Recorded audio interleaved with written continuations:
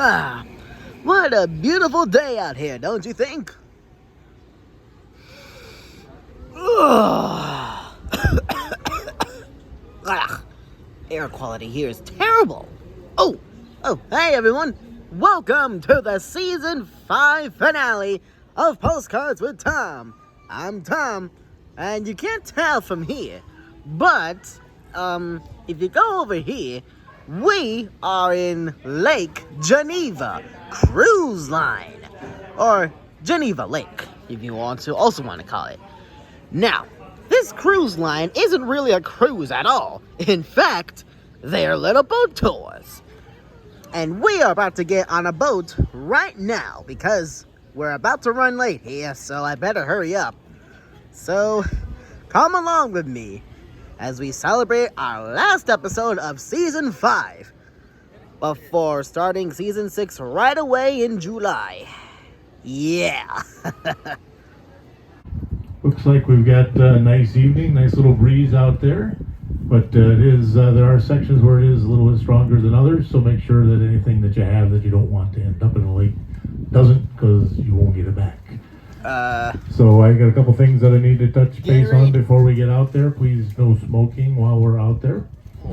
And on the sides of the boat, on either side behind the curtains, are life jackets, and they've been on the boat for over 100 years. We've changed them a few times, but they haven't been used, and I don't expect that that's going to change tonight, but they're there in case we need them.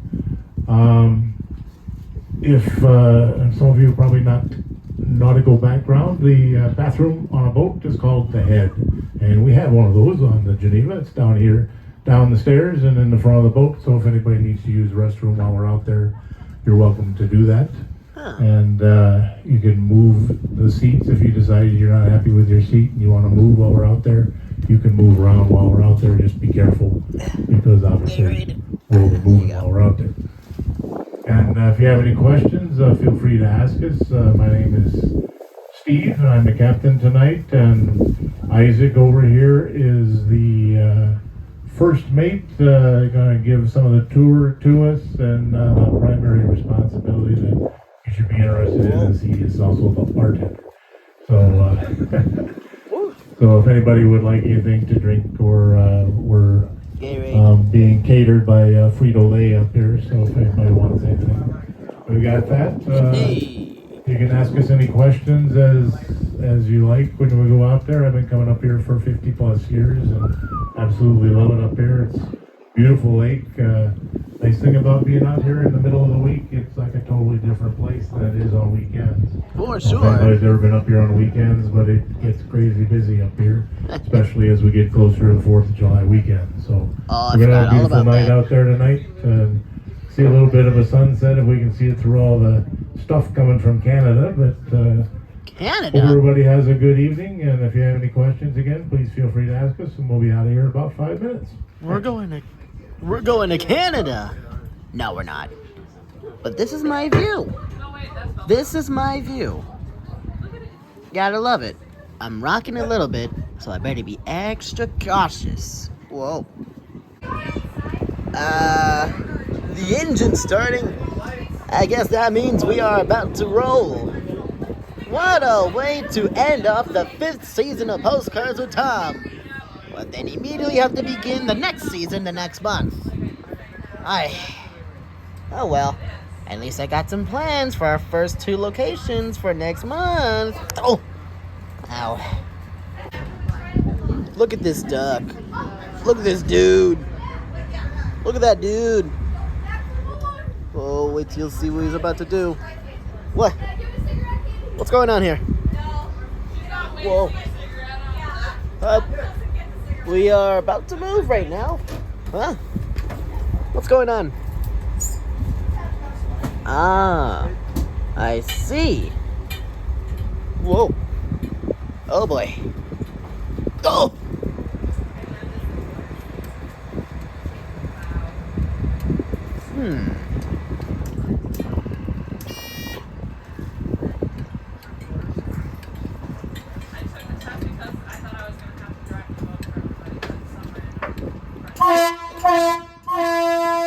This must be where the adventure really begins. Ow. I think I've gone, ow. I think I'm going deaf. Okay. Let the adventure begin. Hope I don't drown. Goodbye, civilization. See you all in like an hour, because that's how long these tours are. Huh. That looks like a really tiny beach. Personally, that's a decent sized beach. Then again, there's Miami, Florida. Huge! Over here to our right, behind the beach, is the Lake Geneva Public Library, designed by James Dresser, a student of the famous architect Frank Lloyd Wright. Mary Sturgis dedicated the property and a cottage to the city of Lake Geneva in 1894 with the stipulation that the land was to be used as a public park and that the building was to be used as a library. The new building that's over there is the library that was built in 1954. Wow. Really old places here in Lake Geneva. Personally, awesome. Preserving the history the right way. The first large summer home built on Geneva Lake. Look at that. In 1870 for Sheldon Sturgis. The Sturgises were heavily involved in the green storage and elevator business in Chicago, and at one time owned 25% of the Chicago market. What fantastic views. These next houses are part of Geneva Manor subdivision, started in 1926, about 80 homes. The architectural styles of the homes are different, mandated by the subdivision covenant. A manor was built on 37 acres of the Levi Z. Leiter estate, known as Linden Lodge, in 1879. Leiter became partners with a man named Marshall Field. Began a department store operation called Field, Leiter and Company. Unfortunately, they suffered through the Chicago fire in 1871 and ended up incurring about $2.5 million worth of damage. They were able to reopen the store 18 months after the fire, and at that time Leiter and Field parted ways in 1881 and established Marshall Field for decades in Chicago. Personally, I don't mind living in one of those houses. Personally. That will for sure be a nice place to live. Nice view of the lake, too. Rockin'. Literally. Built in 1881. Snug George harbor. and Mary Sturgis were the owners, and they're the ones that donated the property for the Lake Geneva Public Library. The estate had several owners until 1919, then purchased by John Borden, a lawyer and officer of the Yellow Cab Company. In 1947, the estate became the Covenant Harbor Bible Camp, which it is today. It's owned by the Evangelical Covenant Churches of America. Snug Harbor Estate burned in 1957. Wow. Definitely a lot of old buildings around Lake Geneva. Next group of homes is the Geneva Bay Estates, built on the former site of the Butternuts. The original home was built in 1874 for Nathaniel Kellogg Fairbanks, the president of N.K. Fairbanks Company, Chicago's leading manufacturer of soap. Unfortunately, the home burned in 1875 and many furnishings and trim were salvaged, and the following Monday they started to rebuild the property. It stood here for the next 80 years and stayed in the Fairbanks family for 4 generations. Wow. In 1885, Mr. Fairbanks built a 5-hole golf course and played golf with his friends and family, and everybody enjoyed the game, and it was a relatively new game at the time, and they decided that they had to have a full-size course, not just 5 holes. So they looked around the area and they found property on the South Shore, which will pass on the way back here in a little bit. I'll pass the microphone to Isaac, and he's going to take over. Wow. This is not the Navy Pier. This is the Wavy Pier. Until now, I've had to ask you to use your imagination to picture what some of these estates look like. However, for the next few miles of shoreline, most of the properties remain relatively intact and unchanged from when they were built in the heyday of our Newport of the West period. This was in reference to Newport, Rhode Island, the famous summer resort on the East Coast. Whoa. Whoa, whoa. Whoa. Hello.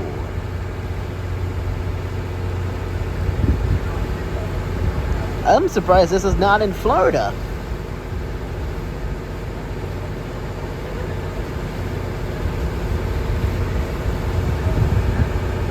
Whoa.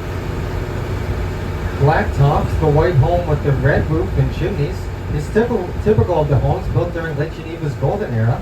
Blacktop was built in 1881 for John T. Lester, who was a prominent member of the Chicago Board of Trade. Now, all of the next 6 properties are especially interesting because they are currently, or were at one point, all part of the Wrigley estate. Under William and P.K. Wrigley, the family amassed vast business, sports, and real estate holdings. At the time of P.K.'s passing in 1977, the family's interests included the Wrigley Chewing Gum Company, the Chicago Cubs, Wrigley Field, the Wrigley Building in downtown Chicago, real estate holdings in downtown Phoenix, Arizona, and most of Catalina Island off the coast of Southern California. Now, the first home on the Wrigley complex is called North Woodside. It was constructed in 1876 with General Henry Strong. It is the home with the green trim and the brick patio. President of the Atchison, Topeka, and Santa Fe Railroad was the owner, General Henry Strong. In later years, North Woodside was owned by Olaf Nelson Tea Vendor, who was credited with numerous inventions. One invention which proved to be quite successful was the sanitary milk bottle cap, which is the small cardboard disc stamped atop of the old glass milk bottles. It is said that this simple invention enabled Mr. Tea Vendor to retire here at the ripe old age of 26, a multi-millionaire. Now, this estate is still owned by members of the extended Wrigley family who have done much to restore the estate. They recently built a new home next door to North Woodside in a very similar style to the original home. That home is called Shoreside. Woof. Now, the next part of the estate is called Hillcroft. The estate began in the 1880s as a small hunting lodge for architect Henry Lord Gay and was originally named Gay Lynn. From 1927 until 1966, Hillcroft, as it was renamed, served as P.K. Wrigley's summer residence and later as his guest house. The Wrigleys eventually let go of Hillcroft in 1981, but only with the provision that its 20-acre grounds cannot be subdivided. As a result, the property is one of the largest parcels on Lake Geneva shores and sports a remarkable 415-foot water frontage. This home is roughly 1/3 of the size of the original home, and the home was sold in 2018 at a price of $11.25 million, which at that time was the highest price paid for a home on the lake. No kidding. I can see why. This next home is called Green Gables and was Philip Knight Wrigley's. In 1920, the estate was purchased by Walden W. Shaw, co-founder of the Yellow Taxi Cab Company in Chicago. What is that? It was renamed the Stenning. Whoa. By the 1930s, it was owned by Shaw's son-in-law, Daniel F. Peterkin Jr., who was president of the Morton Salt Company. The estate remained in the Shaw-Peterkin family for nearly 80 years before it was sold to an investment advisor named Richard Driehaus. In 1999, Mr. Driehaus began a 16th-month renovation of the property, using more than 150 workers on site 7 days per week to complete this process. The estate was then called Glanworth Gardens. Now, Mr. Driehaus was a very generous man, having donated over $95 million to various charities through his foundation. Mr. Driehaus was also known locally for the lavish birthday party he threw every July with elaborate themes, famous entertainment, and over 1,000 guests. Woof. Now, one of the more memorable parties that he had was his Route 66 themed party for his 66th birthday. They had many classic cars set out on the lawn with a brand new red cherry Corvette in the middle. The guests, when they arrived, they were handed a weird party favor. They were each handed a key. They were invited to try to start up that Corvette in the middle. And if they in fact started that car, then happy birthday to them. They were able to... Well, folks, it is official. I am in a whopping 14 minutes in this episode. But thankfully, it's all worth it.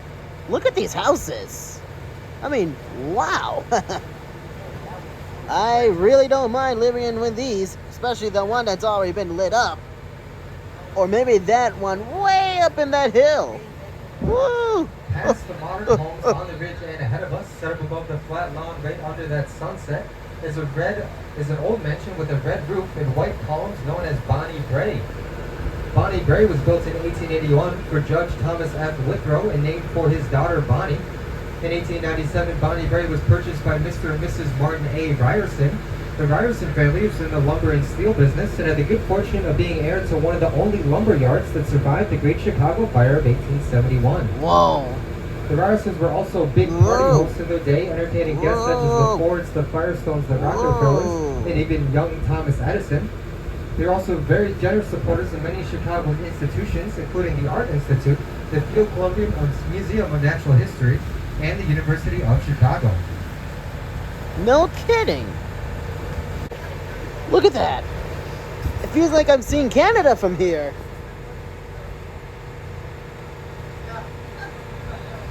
Now, as we cross from the north shore to the south shore, I have the opportunity to share some facts about the lake. As near as geologists can tell, the lake was formed over 20,000 years ago as a result of glacial action, which created the lake basin and sculpted the landscape. The lake is 7.6 miles long from east to west and 2.1 miles wide at its widest point from Williams Bay to the Lake Geneva Yacht Club on the south shore. There are just over 20 miles of shoreline, like I said, that shoreline path, and the surface area is 5,401 acres, which makes it the 5th largest lake by volume in the state of Wisconsin. It is in fact the 2nd deepest lake in the state, reaching a maximum depth of 142 feet, with an average depth of 61 feet. In fact, 90% of the lake is 10 feet deep. Wow. The clear water in the lake Just comes from wow. many pure underground springs, as well as precipitation in the form of rain and snow. The only outlet, the White River, located in the city of Lake Geneva, feeds into the Fox, the Illinois, and the Mississippi rivers. Woof. Whoa. Okay, we are bouncing literally hard. Literally bouncing. For our captain to continue some of the tour. I'll be around to see if you need any more drink orders or snacks. I have that here. Thanks for listening.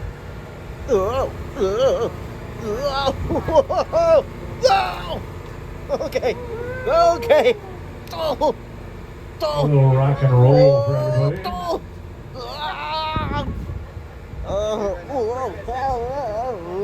Up in front of us is what they call the 700 Club. Homes surrounding the large expanse of lawn are known as the 700 Club because they all share the same I address. smell barbecue. 700 over here and the 700 Lakeshore Drive up on the road. The original home was a huge 3-story mansion built in 1905 Lots of waves. You see for a that? gentleman who owned one of the largest distilleries in Chicago. Wow. A lot of historical purposes here in Lake Geneva, just like everywhere else. This big building that we're coming up on is the Lake Geneva Country Club. What the? And I mentioned earlier that they wanted to build an 18-hole golf course to replace the 5-hole one that they had on the other shoreline. This is where they came. The club was established in 1895 and is the oldest golf course in the Midwest. What? Still on the original site. Only Oldest? open May through October, has a small membership limited to about 220 members. That's a lot of members. More than usual. Or is it? I don't know. I'll have to look it up on Wikipedia. Look at those golfers golfing away on their golf clubs, in their golf balls, in their golf carts. That's a lot of golfing. You know? Personally, I haven't been golfing in a long time. In fact, it's been years. I need to go golfing sometime. Who knows? Maybe I could do it in my new seasonal postcard sometime in July. Though I don't know. I'll have to see what I can do. Because I, Tom the Traveling Guy, am a busy guy. A little too busy. Look at these boats. You can't tell me that's awesome to see, you know? Especially if you're me. A tiny man. A really tiny man. Oh, we're gonna get a good look at them now. Watch. See that? Wow. Now I know how Popeye the Sailor Man feels. Now I know how he feels. If you look over at this closest pier here, you will see a red and white boat. That is the Lynn Fireboat. The Lynn Fireboat was purchased as local contributions in this South Shore area, located in Lynn Township, and has no public water utility.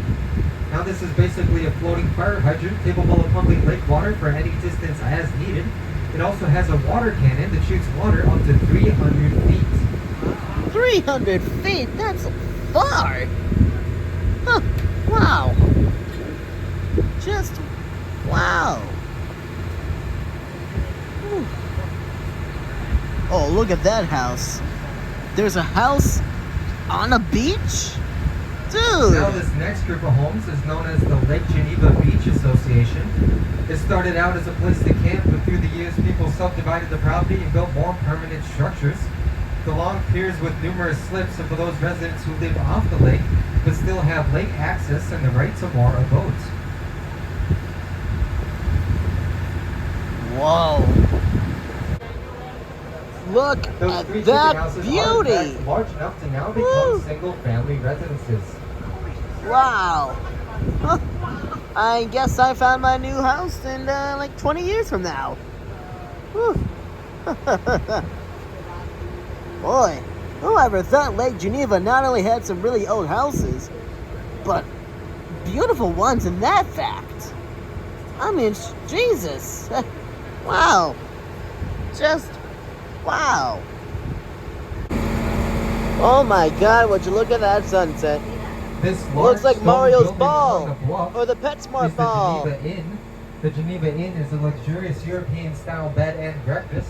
The inn features an excellent restaurant called the Grand View, which has terrace seating so all guests can get a grand view of the lake. Hey. The Geneva Inn opened in 1990 and is built on the former site of the Gypsy Lodge Estate of 1885, which later became the Shore Club Restaurant, which stood here until late in 1989 when it was torn down and replaced by that current building. Hey now. Civilization. We're almost there. I think.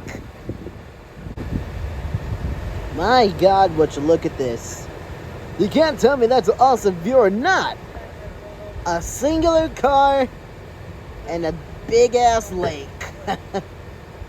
Yeah, that's paradise for ya. Now, much of the land that is now the Bigfoot Beach State Park, and all the land that extends out onto the point we are approaching, was once part of the most unique estate ever built on the lake. Mr. and Mrs. Frank Chandler constructed Ceylon Court high in that bluff overlooking the lake back in 1893. The original building, which became the main home, was brought to the United States by the government of Ceylon, now the island nation Sri Lanka off the southern tip of India, as their contribution to the 1893 Columbian Exposition in Chicago. F.R. Chandler purchased the building, had it carefully dismantled, loaded onto 26 railroad boxcars, shipped to the lake and reassembled out on the point we are approaching, where it stood until 1958. What? Instead of the three very modern homes you see on the bluff ahead of us, picture the most unique home ever built on the lake, Ceylon Court, which was a replica of a Buddhist temple. What? Now the building was 4 stories tall and constructed of 19 different woods, all native to Ceylon. What? The exterior walls were varnished mahogany. The octagonal pagoda-shaped roof was covered in bright orange tile, making it a prominent landmark for many years. Inside there were over 60 hand-carved teak wood columns that supported the unusual roof. Authentic to the last detail, beds hung from chains in the ceiling to prevent snakes from crawling up the posts. But most incredible of all, it was constructed without the use of a single nail or screw. What? Craftsmen used dovetail joints and long wooden pegs to hold the entire structure together. I can't believe it stayed that long for After undertaking this years. extensive project, the Chandlers only lived here for 6 years when they sold the estate to Mr. and Mrs. John Mitchell. The estate was then purchased by Frederick Lewis Maytag II of the well-known Maytag Washing Machine Company. The Maytags lived in the estate for two decades, And this point of land is still referred to as Maytag Point. Holy moly. Now the Maytags sold the estate to a developer in 1948 and had the property subdivided, and the property was subdivided over the next 10 years. In 1958, a developer auctioned off the furnishings, handsome wood trim, and let the Lake Geneva Fire Department use the building in a controlled burn to practice their firefighting skills. Ay, caramba. At the time of his death in 1906, a we conservative stopped. estimate of his fortune was set at We over have stopped. $25 million. Now, plans for the home had eventually Whoa. been more modest, and a $150,000 budget was set. But with many elaborate additions, the price skyrocketed closer to $2 million, which is extremely expensive even today, but astronomical over 100 years ago. That is a house? There are 7 levels in all, 2 sub-basements, 4 main levels, and a rooftop terrace. What Set the- off by a 250-foot wide veranda, the mansion stretches 174 feet as it faces the lake and is 70 feet deep. What? The exterior walls are dressed with Bedford limestone, the floors are hand-laid parquet tile, and the interior walls are Tennessee marble. Oh my god. When completed in 1901, all of the doorknobs, plumbing, and electrical fixtures on the main level were 14-karat gold plated, with matching solid sterling silver on the second. Ceilings in the mansion are hand-carved out of mortar and lavishly decorated by imported European artists with breathtaking oil paintings. On the main floor is a beautiful ballroom complete with a crystal chandelier, huge mirrors, and an ornate pink marble fireplace. The hand-carved dining room table could seat 100 guests. I don't Also on the believe main it. floor were a parlor, library, music room, game room, butler's pantry, and a vast kitchen. The second and third levels were basically bedroom and bedroom suites. The 16 family and guest bedrooms averaged 20 by 25 feet and had adjoining sitting rooms and baths. The fourth floor was designed for recreation and even contained a gymnasium and a miniature golf course. Originally, the roof was a garden. They used to have 35-foot tall willow trees on the top of that building. But as we all know, as the tree goes up, the roots also grow down, so they ended up with a 14-foot deep hole in their ceiling. But don't worry, I think they compensated for it well. If you look at the top right, you can see the guardrails for their 14-foot deep rooftop swimming pool. Swimming pool? Now, even the 2-level basement was elaborate, including a 3-lane bowling alley, jewelry vault, huge laundry and drying rooms, and a mammoth coal storage room with a double boiler system. The lowest level was used for ice storage. In the winter, they would harvest large blocks of ice out of the lake and store them for summer use as a primitive air conditioning system. Now, Mr. Young only enjoyed the home for 5 years before his death, but the mansion remained in the family until 1939, when Otto Young's granddaughter presented the home and about 8 acres of surrounding land to the Episcopal Church to be used as a private school for girls. Unfortunately, the school failed financially after a few years, and financial problems have plagued the home ever since. In the early 1960s, the mansion was taken over by Walworth County for back taxes. A tax auction was held right on that lawn. It was bought by a developer for just $75,000 in back taxes. Since then, several $1 million have been spent in the restoration of the building. In the 1970s, the main level was transformed into an elegant French restaurant known as Stone Manor Inn. The French restaurant experienced financial problems and was forced to close. Next came the failed Christmas Tree Museum. I don't know how that one failed in the summer resort town of Lake Geneva. Ouch. In the 1980s, it was then purchased by a Chicago couple and converted into 7 luxury condominiums. In the winter of 2018 came the announcement that Tina Trahan, former wife of the CEO of Starz Cable Network, purchased 6 of those 7 condominiums and invested $13.5 million into its repair and updating. Forget Nora about said that she plans to take that 7th condominium when they're ready to sell and convert it into the largest single-family home. Once again, that is the story of the largest single-family home ever built on the lake, originally called Younglands and today known as Stone Manor. With that, I'm now going to hand off the mic back to our captain to continue us into the Riviera docks. I want to thank you all for listening. I'll be around to take any last-minute drink orders or snack orders. Thank you. Forget about the other houses. I need to live in that big one. Woo! Thank you, Isaac. This landscape I'm going to looks focus on familiar. bringing us back in here and get us on the dock, and Wait please a remain minute. seated until we get tied up. On behalf of Isaac and myself, we want to thank you very much for joining us this evening. Hope everybody had a good time. Getting ready for the big holiday weekend. We do our best together as a team to keep you all safe first and foremost. entertain you, and educate you out on the lake. Any token of appreciation is greatly appreciated by us. If you have any questions as you exit the boat, please feel free to ask, and we'll do our best to answer the questions for you. Again, I hope everybody has big plans for the holiday weekend and stays safe, and come and join us again the next time you're in Lake Geneva. Thank you very much. Hey! Ah, what a way to end off season 5, huh? This one's definitely going to the books. As for you guys, I'll meet you on land. Let me just get myself suited up first. Yes, folks, Lake Geneva is definitely among one of the prettiest locations I've ever been to. Here on Postcards with Tom. And glad I came here. So, for those of you who can hear me, I'm not sure if you can, because I am literally right behind a fountain right here. This is going to conclude season 5 of Postcards with Tom. But for those of you who want more Postcards with Tom, don't you worry. I will be back in July. Probably late July, mid-July, or I don't know. But one thing is for sure, I'll be back in July. Oh, there's lights in this fountain. Okay, that's pretty darn cool. Like I said, I'll see you guys in July. Thank you for watching season 5 in the meantime. And, wonder if this is real water. Oh! Yep, that's real. Yep, definitely real.